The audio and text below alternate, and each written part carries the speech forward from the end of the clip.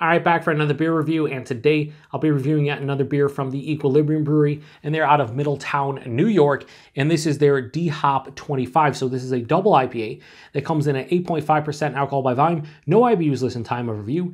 This can is exactly 1 month old. So I reviewed their Wavelength last week, and kind of went on a tangent about the price point. We won't do that today.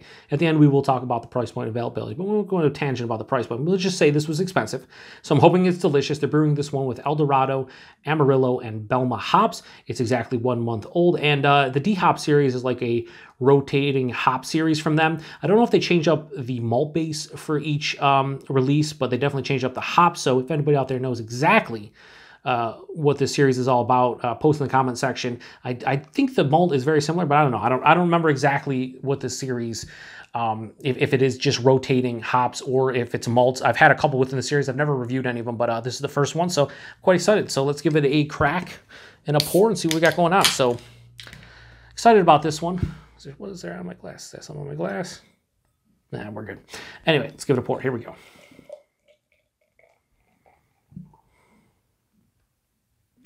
So looking quite nice as far as a double IPA goes. Yeah, has this very murky, turbid look to it. It has like this bright, like burnt orange color.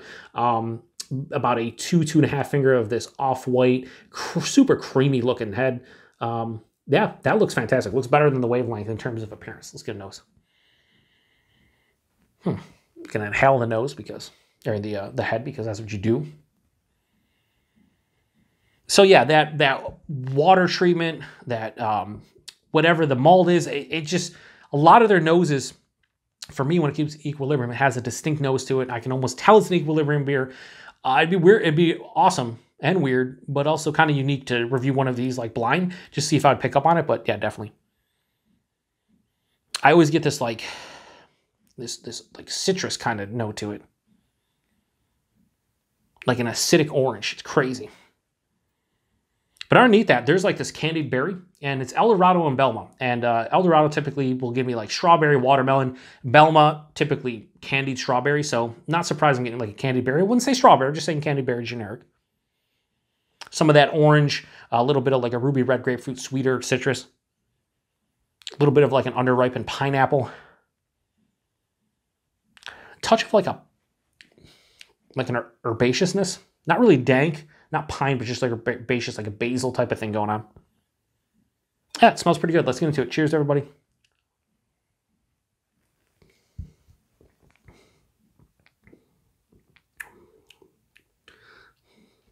Yeah, it's nice. It's nice. Just like the Wavelength, it's nice.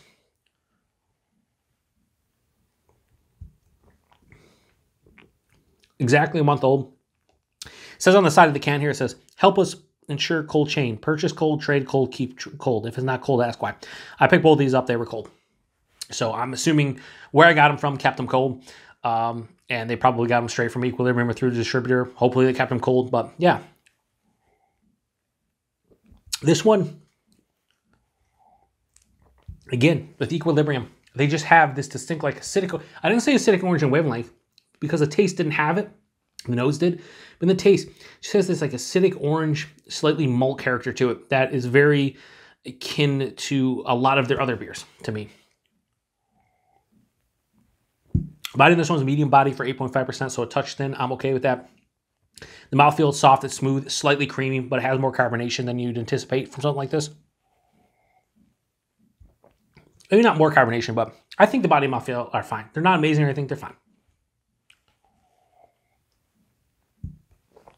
Much like the Wavelength, this is super fucking easy to crush. Like this is 8.5%.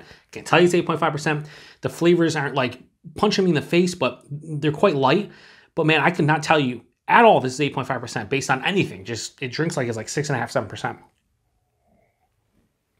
But the flavors, the citrus, juicy citrus at the forefront, orange. I'd say more orange than anything. Orange, tangerine, heavy on the orange.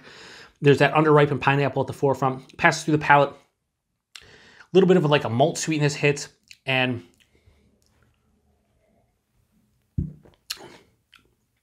yeah, like a little bit of a sweeter like stone fruit, like a mango or something, like an overripened mango. A little bit of like a candied berry vibe. Again, wouldn't say strawberry, just say like generic candied, like nondescript red berry type of thing.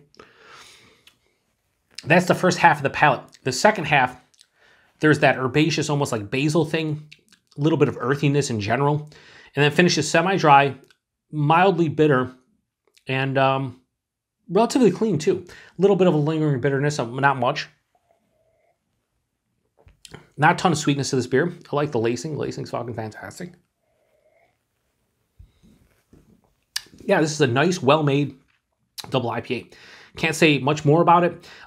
It's not overly complex, even though I'm trying to really pick out flavors in this one because I feel like I say that a lot, like, oh, this beer's not overly complex, and then I'll name like 5 or 6, characteristics, and people are like, well, it seems kind of complex.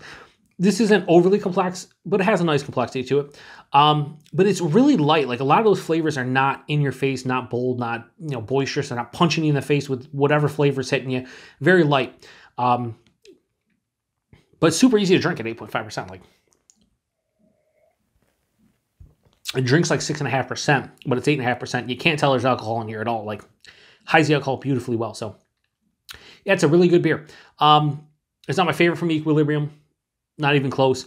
But as far as like what's in the can and what I'm tasting, pretty fucking good. I enjoy it. So I'm going to give D-Hop 25 from Equilibrium a straight 4 out of 5. I think it's a really well-made double IPA, maybe slightly higher, like a 4.05, 4.1, something like that. But I'm going to say just 4 out of 5. I'm going to keep it, around 4 out of 5. This is better than the Wavelength.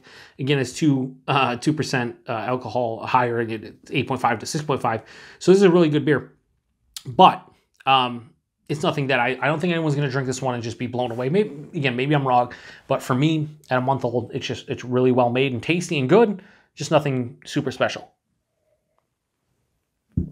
I do enjoy it though.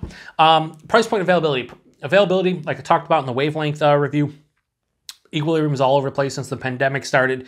Getting a lot of distro everywhere. So if you're in the Northeast, spreading a little bit into the Midwest and to the South, you should be able to get their stuff. You can order online. I think it's like 8 to 10 different states.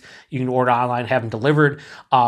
Certainly in New York here, you can, and we're getting distro here in Western New York. So getting their stuff, not as hard as it once was. Used to be like you had to trade for it or go to the brewery. Not so much anymore. Price point. This is where it gets sketchy. Like I said, I'm not going to go off on a tangent like I did in the Wavelength review for like 2 or 3 minutes and just talk about the price. This one, as far as I know at the brewery, is $20 4-pack. And at my couple different local spots here, it's I think it was $28.99 a 4-pack. So you're talking a $9 increase for this beer locally compared to what they sell at the brewery. That's just, to me, not worth it.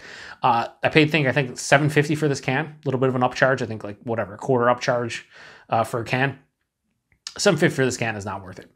I can honestly say, as far as like a beer that I've picked off the shelf or at a brewery, I don't think I've paid more than $6 for any hop forward can of beer ever.